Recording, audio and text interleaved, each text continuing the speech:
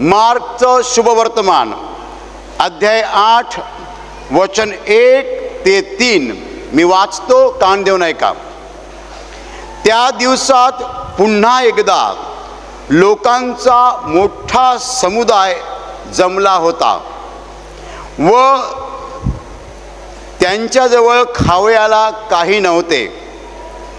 म्हणून त्याने आपल्या शिष्यांना बोलावून त्यांना म्हटले, मला ह्या लोकांचा कळवळा येतो, कारण आज 3 दिवस ते माझ्या बरोबर आहेत व त्यांच्याजवळ खावयाला काही नाही. मी त्यांना उपाशी घरी लावून दिले तर ते वाटेने कासावीस होतील. त्यांतील कित्येक तर दुरून आलेले आहेत. Hallelujah, hallelujah, hallelujah, hallelujah. म्हणजे प्रिय भावांनो आणि बहिणींनो, प्रभू येशूजवळ लोक जेव्हा जमायचे, त्याच्या मागे जेव्हा लोक जायचे, तेव्हा त्यांचा मुख्य उद्देश काय होता? त्यांचा मुख्य उद्देश आजारमुक्ती, दुःखमुक्ती, व्यंगमुक्ती आणि देवाचे आशीर्वाद. येशूच्या मागे लोक हजारोंच्या संख्येने जात असत. लोंढे येशूच्या मागे जात असत. का जात असत? त्यांना आजारमुक्ती हवी होती, त्यांना व्यंगमुक्ती हवी होती, त्यांना दुःखमुक्ती हवी होती आणि त्यांना देवाचे आशीर्वाद हवे होते. Hallelujah, hallelujah. आपल्याला ठाऊक आहे, येशूने आंधळ्यांना दृष्टी दिली, मुक्यांना वाचा दिली, बहिरे ऐकते झाले, लंगडे चालते झाले आणि सगळ्या प्रकारचे आजार येशूने बरे केले. हालेलुया. इतकंच नव्हे तर त्याने अशुद्ध आत्मे घालवून दिले. अशुद्ध आत्म्याला आपण मराठीमध्ये भूत पण म्हणतो. भूत, दुष्ट आत्मे, अशुद्ध आत्मे त्याने घालवून दिले. मेलेली माणसं त्याने उठवली. अनेक प्रकारचे चमत्कार येशूने केले आणि त्या लोकांची दुःख जी होती ती दूर केली. येशू माणसांची दुःख दूर करायचा म्हणून येशूच्या मागे लोंढेच्या लोंढे जायचे. हजारोच्या संख्येने लोक येशूच्या मागे जात असत. हा त्यांचा मुख्य उद्देश होता की येशूकडनं त्यांना आजारमुक्ती मिळावी, दुःखमुक्ती मिळावी आणि आशीर्वाद मिळावेत. Hallelujah, hallelujah. आणि येशू त्यांना वचन सांगायचा. मी असं म्हणू शकतो त्यांना उपदेश करायचा. पण उपदेश करणं, प्रवचन देणं, भाषण करणं असले शब्द मी वापरत नाही. येशू त्यांना वचन सांगायचा. वचन म्हणजे देवाचे शब्द. त्याने स्वर्गातनं वचन आणली होती पृथ्वीवर. देवपित्याचे शब्द घेऊन तो आला होता आणि ते वचन तो लोकांना सांगायचा. Hallelujah, hallelujah.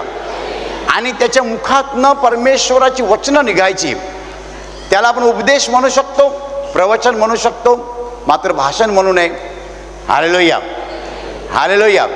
आणि लोक मन लावून देवाची वचनं ऐकायची. तसं पाहिलं तर कधी कधी वाईट माणसं सुद्धा चांगली वचनं ऐकायला तयार असतात. पाळत नाहीत ती गोष्ट वेगळी. तुम्ही आपल्या बायकोवर प्रेम करा म्हटलं तर सगळे पुरुष रागावणार नाहीत, ऐकून घेतील. बाहेर गेल्यावर मारतील तिला, ती गोष्ट वेगळी. पण ऐकायला तर तयार असतात लोक. Hallelujah, hallelujah, hallelujah. देवाची वचनं माणसं ऐकून घेतात. पाळू शकत नाहीत ती गोष्ट वेगळी आहे, पण ऐकून तर घेतात. आणि मग येशूची वचनं ऐकायला लोक अगदी तत्परतेने उत्सुक असायचे, ऐकायचे कानाने. येशू त्यांना देवाची वचनं सांगायचा, त्यांना आजारमुक्त करायचा, त्यांना आशीर्वाद द्यायचा. हा त्याचा मुख्य कार्यक्रम होता. या ठिकाणी येशू म्हणतो की ह्या लोकांचा मला कळवळा येतो. 3 दिवस ते माझ्याबरोबर आहेत आणि त्यांच्याजवळ खायला काही नाही आहे. जर मी त्यांना तसंच उपाशी पाठवलं तर वाटेने ते कासावीस होतील. Hallelujah, hallelujah. माझ्या प्रिय भावांनो आणि बहिणींनो, या 2-3 वचनामध्ये देवाची मोठी रहस्य दडलेली आहेत.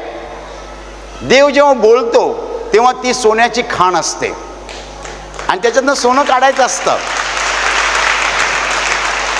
तुमच्या कुणाच्या मनात पहिला प्रश्न उद्भवला, जर 3 दिवस त्या अन्नाविना येशू बरोबर आहेत, तर 3 दिवसात कासावीस का झाले नाहीत? येशू असं का म्हणाला की ते वाटेने कासावीस होतील? ते इकडे कासावीस होतील असं का म्हणाला नाही? हालेलुया. ते वाटेने कासावीस होतील असं तो का म्हणतोय? ते माझ्या बरोबर असताना कासावीस होतील असं का म्हणत नाही तो?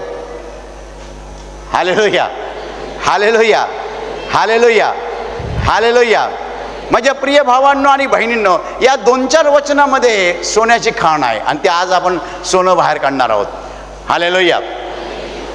हे लोक माझ्याबरोबर 3 दिवस आहेत आणि त्यांच्याजवळ खायला काही नाही. 3 दिवस तुझ्या बरोबर असताना त्यांना तू खायला का दिलं नाहीस? मोठा प्रश्न आहे. मग 3 दिवसात दिलं काय त्यांना? त्यांना दिलं काय 3 दिवसात?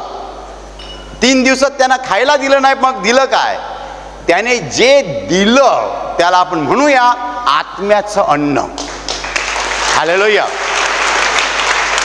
या क्षणाला माझ्या समोर बसलेले तुम्ही सगळेजण जेवत आहात, पण हे अन्न शरीराचं अन्न नाही आहे, हे अन्न आत्म्याचं अन्न आहे.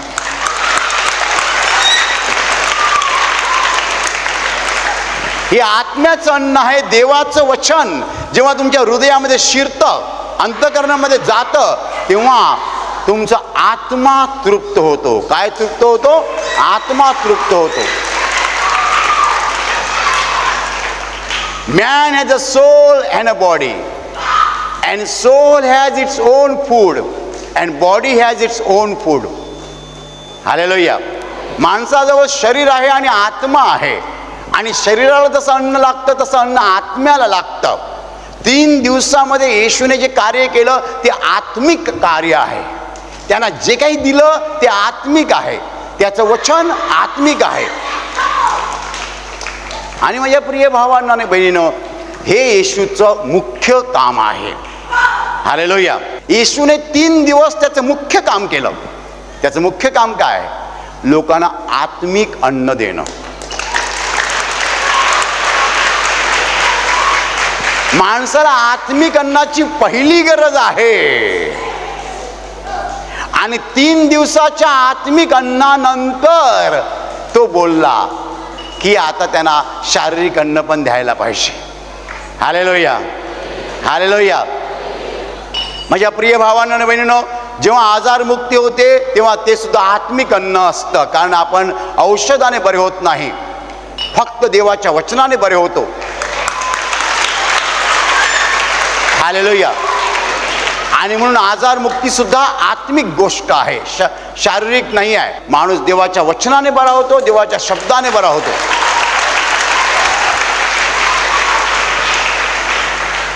तीन दिवस त्या लोकांसाठी आत्मिक कार्य केल्यानंतर मग येशू म्हणतोय की आता ह्यांना जेवण दिलं पाहिजे, खायला दिलं पाहिजे. Hallelujah, hallelujah, hallelujah, hallelujah. माणूस जेव्हा आत्म्यामध्ये रमतो तेव्हा देहभान विसरतो, शरीर विसरून जातो, भूक विसरून जातो.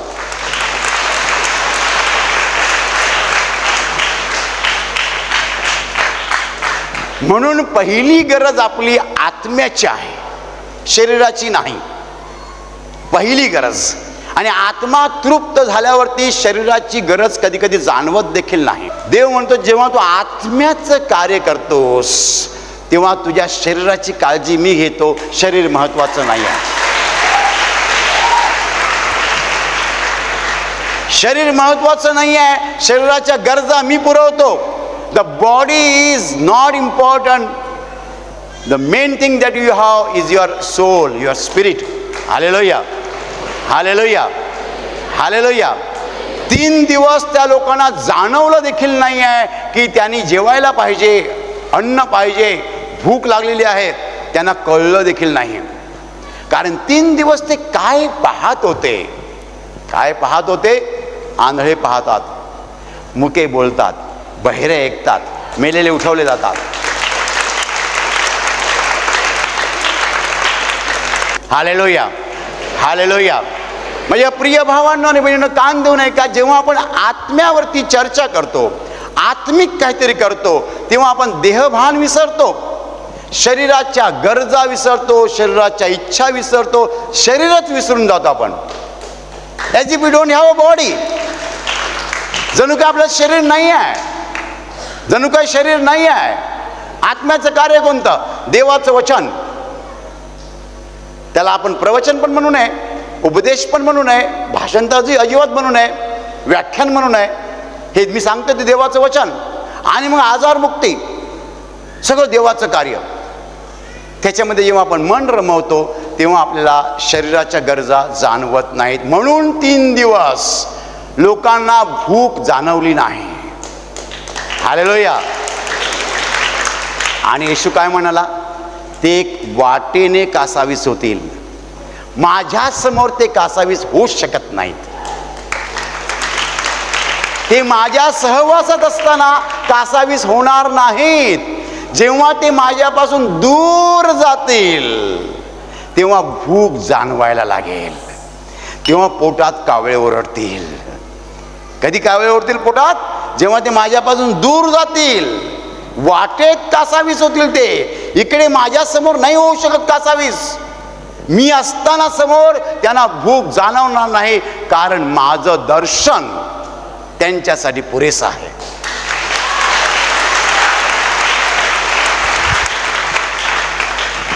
समोर येशू उभा असताना तुम्ही येशूकडे पाहत आहात. मी तुम्हाला सांगतो, तुम्हाला हात पाय आहेत ह्याची तुम्हाला आठवण सुद्धा राहणार नाही. Hallelujah, hallelujah. ते लोक येशूच्या समोर होते, येशूला पाहत होते. शरीराची जाणीव होऊ शकत नाही.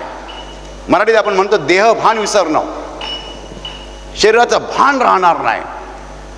माझ्या प्रिय भावांनो आणि बहिणींनो, या उतार्यातून आपल्याला काय शिकायचं आहे?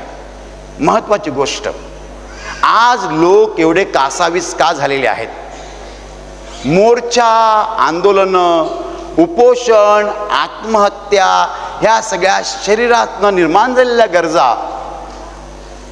लोक प्रार्थना करत नाहीत, देवाशी बोलत नाहीत, देवाची वचनं ऐकत नाहीत. आत्मिक कार्य शून्य झालेलं आहे. आत्मिक कार्य शून्य झालेलं आहे. जे आहे ते सगळं दैहिक आहे, शारीरिक आहे. जेव्हा तुमचं लक्ष शरीराकडे असतं तेव्हा तुमच्या गरजा, तुमच्या वासना, तुमच्या इच्छा सगळं उफाळून येतात. आणि मग त्याच्यातनं भांडणं. म्हणजे प्रिय भावांनो आणि बहिणींनो, सगळ्या गरजा शरीराच्या, देहवासना तृप्त करण्यासाठी आपण धडपडतो, पण त्या पुऱ्या होत नाहीयेत. माझ्या प्रिय भावांनो आणि बहिणींनो, येशू म्हणतो आत्म्याकडे लक्ष द्या. शरीराच्या गरजा आपोआप भागतील. शरीराच्या गरजांची आठवण सुद्धा येणार नाही. आठवण सुद्धा येणार नाही तुम्हाला. योहान अध्याय 6 वचन 63, येशू म्हणाला देहापासून काही लाभ नाही, आत्मा हा जिवंत करणारा आहे. मी जी वचनं तुम्हाला सांगितली आहेत ती आत्मा व जीवन अशी आहेत. Hallelujah, hallelujah. माझ्या प्रिय भावांनो आणि बहिणींनो, जर आपण आपलं सगळं लक्ष आत्म्याकडे लावलं तर आपल्या जीवनामधली भांडणं, आपली अस्वस्थता, आपली अशांती, आपली केविलवाणी धडपड सगळं कमी होईल. हालेलुया. तुम्ही सकाळी उठल्यावर 1 तास बायबल वाचा, प्रार्थना करा. बायबल वाचत असताना आणि प्रार्थना करत असताना तुम्हाला एवढी शांती मिळेल, मन एवढं शांत होईल की तुम्हाला शरीरांच्या गरजांसाठी धावावं लागणार नाही, मागे जावं लागणार नाही. Hallelujah, hallelujah, hallelujah, hallelujah. लोक शरीरांच्या गरजासाठी धावतात, धडपड करतात, पण त्याची गरज नाही आहे. आपल्याला आत्मा आहे, तो आत्मा तृप्त असला पाहिजे, शांत असला पाहिजे. तो जर शांत असेल तर शरीरांच्या गरजासाठी धावावं लागणार नाही. हालेलुया.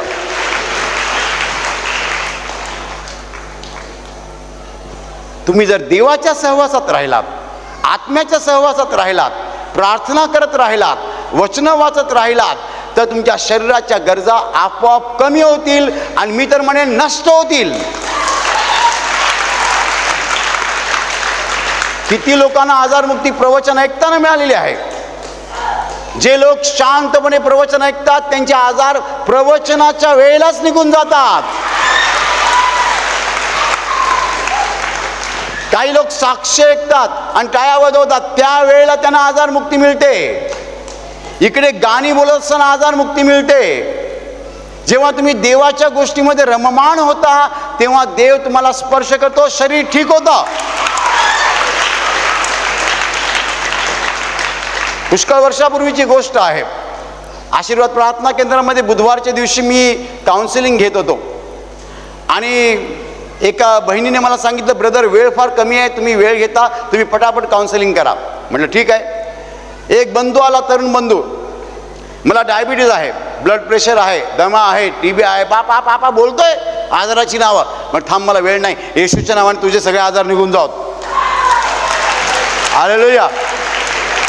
मी फक्त बोललो, मी डोक्यावर हात सुद्धा ठेवले नाहीत. तो तसाच निघून गेला आणि त्याने साक्ष दिली. त्या दिवसापासून माझे सगळे आजार निघून गेले.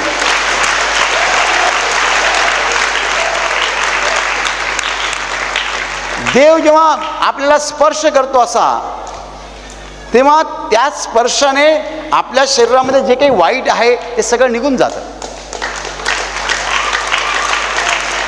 त्याचा स्पर्श जो आहे तो प्रभावी आहे, आरोग्यदायी आहे, जीवनदायी आहे. त्याच्या स्पर्शातनं जीवन येतं. त्याचा स्पर्श एक आजार काढून दुसरा ठेवणार नाही, सगळं साफ करणार. Hallelujah, hallelujah. माझ्या प्रिय भावांनो आणि बहिणींनो, जेव्हा आपण देवाच्या वचनाकडे लक्ष लावतो, प्रवचन तुम्ही मन लावून ऐकता, गाण्यामध्ये मन लावून भाग घेता, प्रार्थनेमध्ये मन लावून भाग घेता, तेव्हा तुमच्या शारीरिक गरजा आपोआप देव भागवतो. एक सुंदर गोष्ट सांगतात, गोष्ट कधी विसरू नका. एक श्रीमंत मनुष्य होता. त्याचा मुलगा लष्करात सैनिक होता, पण तो मुलगा मेला आणि त्याच्या मित्राने त्याचं एक चित्र काढलं. मित्राचं चित्र काढलं आणि ते अतिशय सुंदर चित्र काढलं, हुबेहूब त्यांचा मुलगा दिसायचा. आणि त्या मित्राने ते चित्र त्या मुलाच्या वडिलांकडे आणून दिलं. तुमच्या मुलाचं चित्र, तो माझा मित्र, त्याचं मी चित्र काढलेलं आहे, तुम्हाला मी भेट देतो. त्यांनी ते चित्र घरात ठेवून दिलं. आपल्या स्वतःच्या मुलाचं चित्र आहे. फार आनंदाने ते पाहायचे. मुलगा मरण पावलेला आहे. काही काळ निघून गेला आणि त्यांच्याकडे दुसरी बरीच चित्र होती. हा मनुष्य श्रीमंत होता. त्याने सांगितलं, एक दिवस मी माझ्या चित्रांचे लिलाव करणार आहे. सगळे श्रीमंत लोक चित्र विकत घ्यायला आले आणि निसर्ग चित्र होती सगळी, नद्या, डोंगर, समुद्र, जंगल, चांगली चांगली चित्र होती. या माणसाने सगळी चित्र ठेवली आणि त्याच्यासोबत त्याच्या मुलाचं चित्र पण ठेवलं. आणि तो म्हणाला की लिलावाची सुरुवात मी माझ्या मुलाच्या चित्राने करत आहे. माझ्या मुलाचं चित्र, हा माझा मुलगा मेलेला आहे, माझा एकुलता एक मुलगा मेलेला आहे, कोणाला हवं आहे का आणि याला किती $, देणार? एकही माणूस हात वर करत नाही. तुझ्या मुलाचं चित्र घेऊन आम्हाला काय मिळणार? कोणी खरेदी करायला तयार नाही आहे. फुकट दिलं तर घेतील, कोणी खरेदी करायला तयार नाही आहे. आणि अचानक एकाने हात वर केला आणि सांगितलं, मी ह्याला $10 देतो, ह्या चित्रासाठी मी $10 देतो. त्या माणसांचं $10 घेतले, ते चित्र दिलं आणि तो माणूस पुढे म्हणाला, ही सगळी चित्र ह्या एका चित्रासोबत तुला भेट, बक्षीस. या एका चित्राच्या सोबत बाकी सगळी चित्र तुला फुकट. ते श्रीमंत म्हणाले, पण आम्ही त्याचे $100 देतो, आम्ही त्याचे $200 द्यायला तयार आहोत, ती निसर्ग चित्र. तो म्हणतो, मला पैशाची गरज नाही आहे. ज्या माणसाने माझ्या मुलाचं चित्र घेतलं तो त्याचा कोणीही नसून त्या माणसाला ही सगळी चित्र फुकट द्यावीत, ही माझी इच्छा आहे.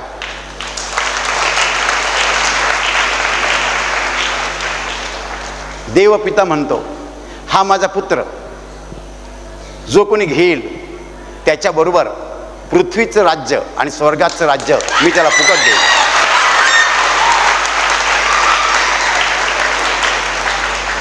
I will give the kingdom of the heaven and also the kingdom of this earth free of charge as a free gift because you took my son.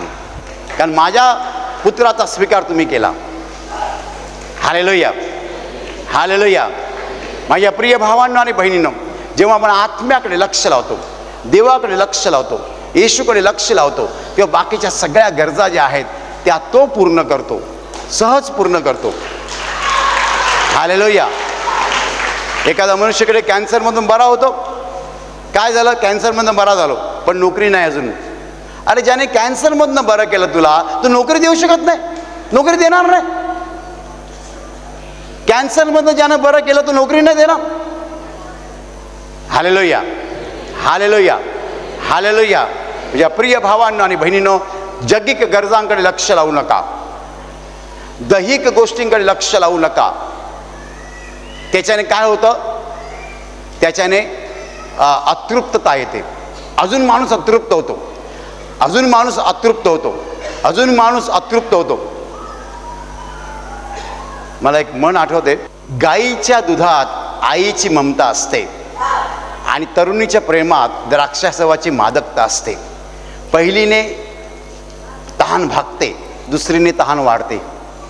Hallelujah, hallelujah. माणूस जेव्हा शरीराच्या मागे जातो तेव्हा त्याच्या तहान भूक वाढत जाते. माणूस जेव्हा आत्म्याच्या मागे जातो तेव्हा त्याची तहान भूक क्षमते आणि तो शांत होतो. शरीर आणि आत्मा ह्यांच्यामध्ये अदृश्य लढत आहे, लढाई आहे. शरीर एका बाजूने खिचतं, आत्मा दुसऱ्या बाजूने खेचतो. Hallelujah, hallelujah. आपल्याला शरीर काबूत ठेवून आत्म्यावर लक्ष केंद्रित करता आलं पाहिजे. ते जर आपण केलं तर आपला जीव आणि शरीर दोन्ही शांत होते.